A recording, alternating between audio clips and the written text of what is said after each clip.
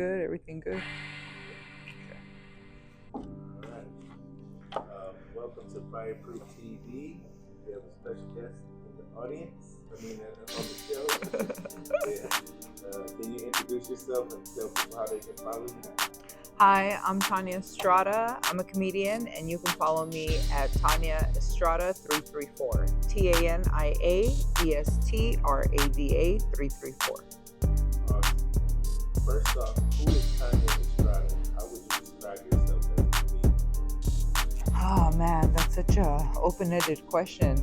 I'm a lot of things, and people I think only see one thing about me. But the best way to describe myself is I never have the same day twice. Like, and I know tonight I'm going to be kicking myself in bed like, damn, I should have said this. Like, I should have said that, but. What got you into comedy? Well, I've always been funny. My family is very funny. And I saw stand-up comedy when I was little on TV. And I was like, that's what I want to do. And it just, it was always a dream that I had. My dad would always tell jokes. And it seems like I would remember them enough to go repeat them at school. And that's how I would get in trouble a lot. So, but yeah, and then just down the line, I ended up finding a comedy class in college. And I took it, and here we are, like 16 years later. When did you realize you were funny enough to get professional? When did I realize I was funny enough to do this professionally? Wow, that's such a good question. I think after the first 10 years, you kind of have to decide, like, what am I doing with my life? Like, what do I want to do? And, you have such a love for this craft. I do. Such a love for it. And it's like, I want to do this the rest of my life. And it's like, why can't I go and tour professionally? And so here I am. What was your very first time on stage like? My first time on stage was nerve-wracking, but it was exhilarating at the same time. I couldn't believe all my friends that showed up to support me. My first time was at the Comedy Store. I got to headline our first show from the class that I was going to. And, I think back to the jokes back then, and I don't know how I got away with it for so long, but they were shit. But people thought it was funny. How would you describe your comedy style? My comedy style is you don't expect what I'm going to say. You don't think it's going to go that way. And it's also very dark. My comedy is very dark, but I'm also very witty. My jokes, even though I have a lot of jokes, I feel that every audience is so different, and therefore I can't do the same set always. So there always has to be something different. So I hope that answers that question. Who are some of the comedians that inspired you? Comedians that inspired me. Wendy Liebman was the first comedian that inspired me. Sam Kinison, Robin Williams. They were so great to watch. Shang, so funny. I used to watch Shang when I was young, and now working with Shang is so funny. And the comedians now that I look up to are Gabriel Iglesias, Fluffy, Felipe Esparza, Willie Barcena. They're my favorites, but also too, I have to say that a lot of the comedians that I've been working with lately, because we've been working at this for a long time. There's been a wave of comedians, right, that have come through every generation, and then they get old and then they die, right? It just happens, or some stop doing comedy. Well, now there's this new blood of comedy that's been doing it for a while, or new blood of comedians. And I'm so happy to see them when we get to work together, that they're funny. They've put in work into their craft after all these years, and you see the reaction. So that inspires me too. The whole community, just everybody, it inspires me. What topics do you love to joke about the most? Relationships, dating black guys. Because I'm part black, which is funny. I'm Chinese Colombian and black Colombian, and my dad's the black Colombian, and he's the one that always told me, "Don't you ever bring a black guy home." And I'm like, "Huh?" Like it just, but like, looking at my mom like, oh yeah. What's the hardest part about being a comedian? There's the hardest part about being a comedian is being funny, having original material, having new material. Also, if you're a comedian in Los Angeles, the hardest part really is trying to keep a roof over your head. I think for every artist too, not just comedians. I think the hardest part is the grind to try to keep yourself afloat while you're trying to build your career and get to where you want to. I know so many people that work so many jobs. A couple, I'm sure you do too, right? Like, they work a couple jobs or Ubering, they're doing everything they can, and they still make it to an open mic to see if they can get some time. And it's like, damn, that's hard. So, what's the funniest reaction you ever gotten from a crowd? The funniest reaction? I think the funniest reactions I get from the crowd is from hecklers, like when someone says something or like interrupts during the show. I grew up in La Puente, so like we got punked all the time verbally. So, we had to learn we call it bag. We had to learn how to bag on each other. And I feel like that education in La Puente helps me get back at someone when they get out of control at a show. So usually I have really good comebacks, and the audience loves that because it's just out of nowhere. So, have you ever bombed on stage? What did you learn? Oh yeah, I bombed on stage, man. Woo, that's a horrible feeling. Awful feeling. Like if you were bombed, that feeling going home just sucks, man. Everything sucks. Now all your problems compound. Yeah, that's an awful feeling. I bombed, I remember, after finding out my boyfriend was cheating on me. And it was not good. It did not go good. It was just embarrassing. I bombed another time at a fundraiser for a school in Whittier, and everybody, like the whole faculty, the secretary, they were all drunk, so they were very belligerent and rude. And that one didn't go good at all because I just started calling them out, and they didn't like that at all. I mean, they just kind of turned around like I wasn't even there. It was just like it was so awful that I had to quit comedy for, I would say, about 6 months, and I had to go to therapy. I had to go to comedy therapy because I was so angry, especially at the secretary, just the way that they all were. So Laugh Factory actually has a therapist on site for comedians to help with mental health. As you know, there was a lot of comedians that were committing suicide, a few years ago and stuff. So Jamie Masada implemented a therapist there. And so I started going to therapy to get back up on stage. And one of it was writing a letter to that person, what I wanted to say. And then she came with me to the first time I went back up on stage. But that was rough. That was a moment where I was about to quit. So that's how bad that bomb was. So how do you come up with your material? I feel I'm very connected to source, to God, and I pay attention to a lot of things that happen around me.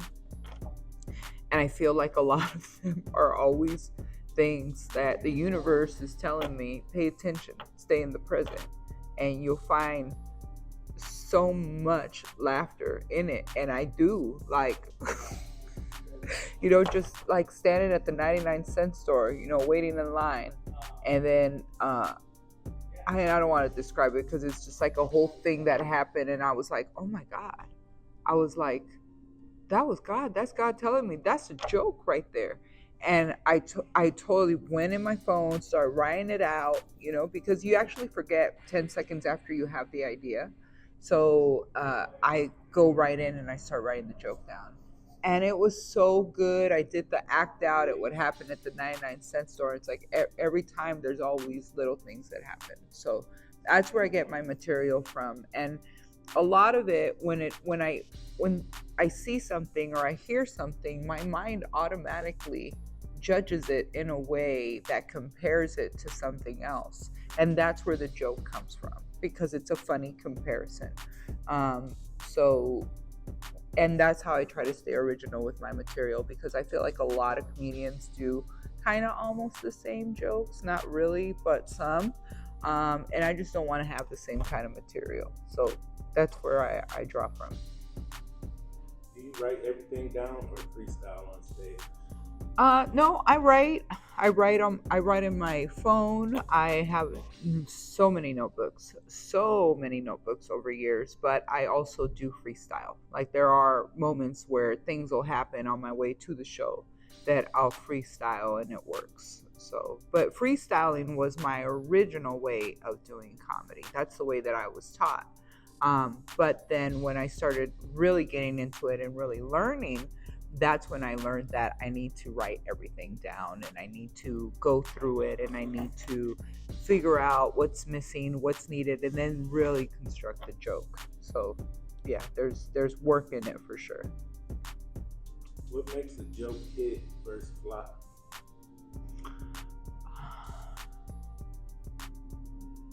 What makes a joke hit versus flop? Well, one thing that will always make a joke flop is if you use someone else's joke.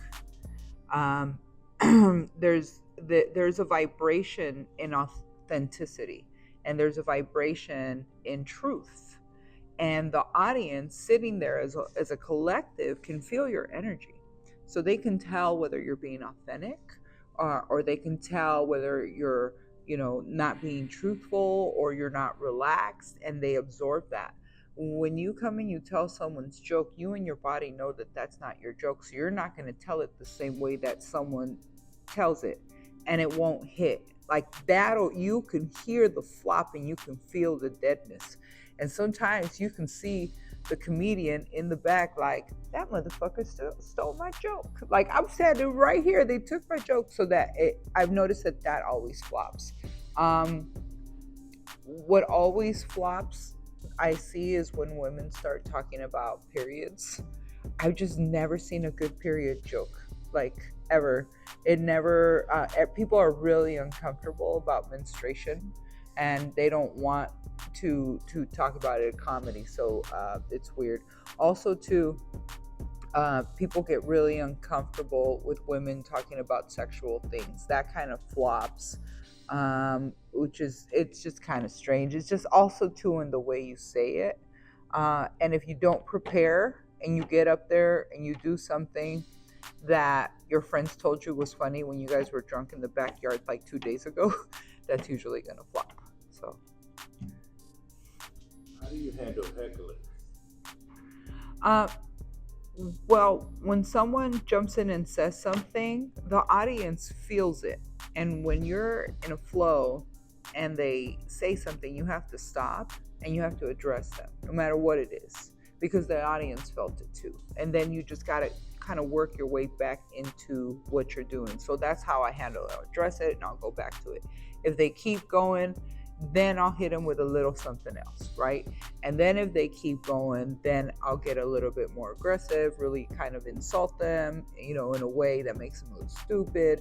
Whether it's a drunk guy, I started talking about his height, you know what I mean? Like, or things like that, so then that way they shut up, so it's just different ways of doing it. I learned it from this comedian named Greg Wilson. He has this amazing comedy academy, and he had one whole day seminar in person on how to handle hecklers, and we all went up and tried this whole heckling each other type of thing and seeing how the comebacks work. So yeah, it's a skill. Like if you don't, I think as a comic, if you don't address a heckler, uh, and it's in a small area, it's gonna be weird. But in big like stadium shows, no one cares. Everybody's drunk.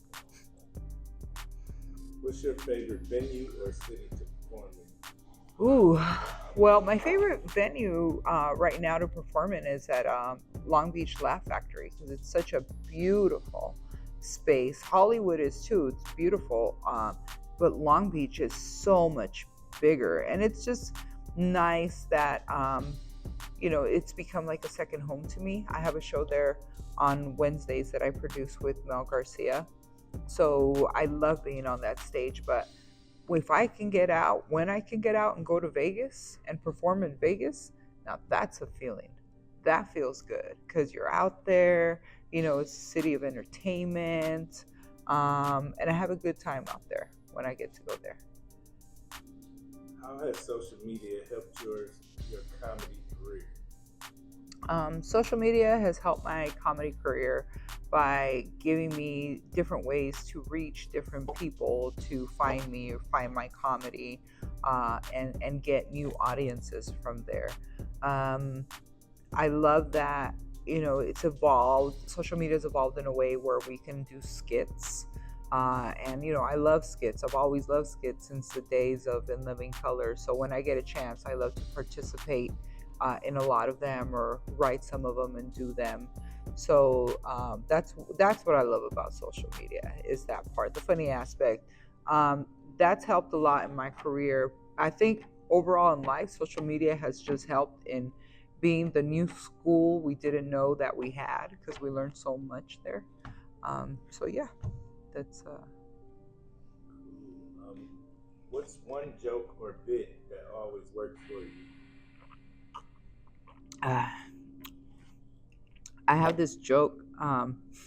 It's kind of a dirty joke, but there'll always be someone when they find out I'm a comedian. They'll always be like, "Oh, tell me a joke," I'm just like, ugh. So if it's a guy, I'll be like, "All right, all right." When I wake up in the morning, I often wonder. I'm like, what's the difference between jam and jelly? And I'm like, oh yeah, I can't jelly your dick down my throat. So. All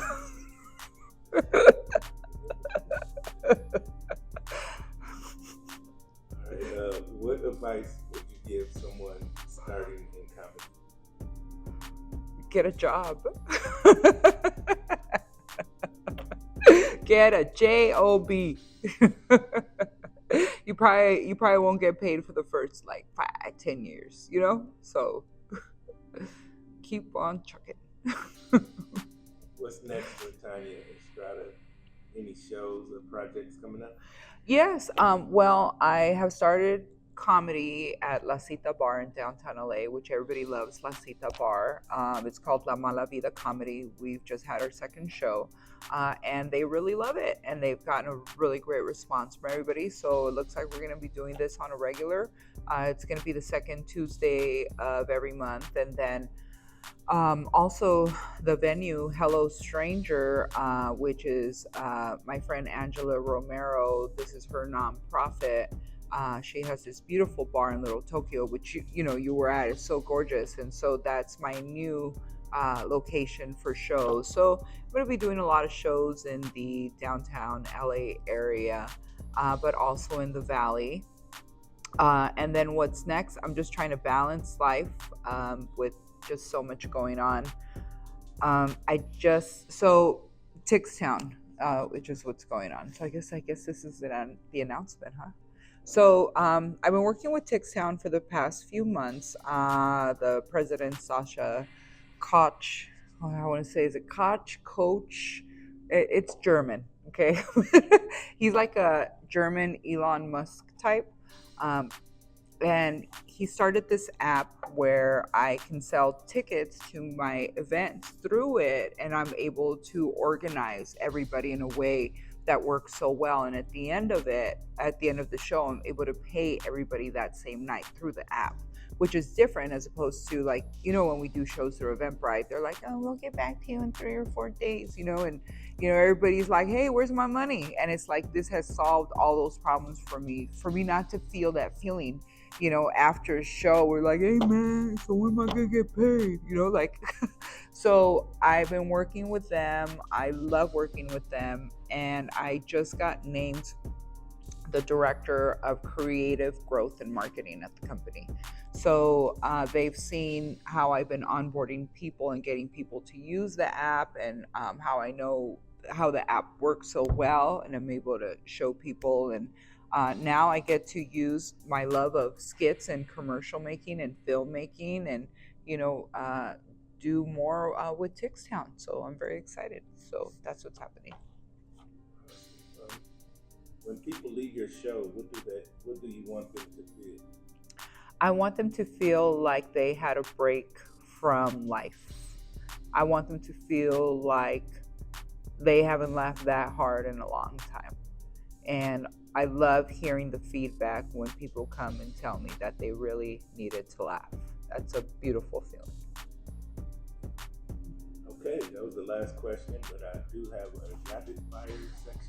Ooh, let me have some rapid fire coffee real quick. All right, cool. All right, here we go. Okay. Favorite comedian of all time? Dave Chappelle. Stand-up or sketch comedy? Ooh, man, stand-up or sketch comedy? Can I say both? Both. Clean or unfiltered? Clean. Favorite comedy movie? Dumb and Dumber. One word to describe your humor? Dark and witty. Dream comedian to work with? Dave Chappelle.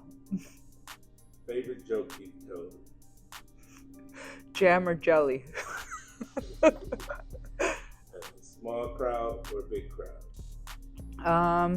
Big crowd. But small crowd, works too. But big crowd. Day shows or night shows? Night shows. I'm trying to sleep in, man. Pre-show ritual? Pre-show ritual. I go to the bathroom and I do jumping jacks. And I pray the Oh Father, right? Which is El Padre Nuestro, so I do it in Spanish. And then I ask for my comedy angels to come and cover me and speak through me. And then I do a series of like breathing techniques that kind of ground my brain. And I also do like lymphatic, like pressure point, like Asian medicine stuff. And I just get myself just really quiet and centered and just try to block out everything that's going on. And that really works every time. Okay. Biggest pet peeve in comedy? Oh, God. When I'm at a comedy show and I'm watching, because I watch everybody, I love to watch everybody, and there's comics talking in the back or behind me or beside me or laughing or talking or joking while someone's on, it's so disrespectful to me. Because it's like, would you really like that when you're on? Because that's exactly what I'm going to do. As a matter of fact, I'm going to walk out when you're on, because that's just rude. So that's my biggest pet peeve. Best crowd you've ever had? Best crowd I've ever had? God. Best crowd I've ever had. Oh, you know what? Hosting Marilyn Manson's birthday party. You can't beat that. That was a great crowd. Worst crowd you ever had? That fundraiser for that school in Whittier.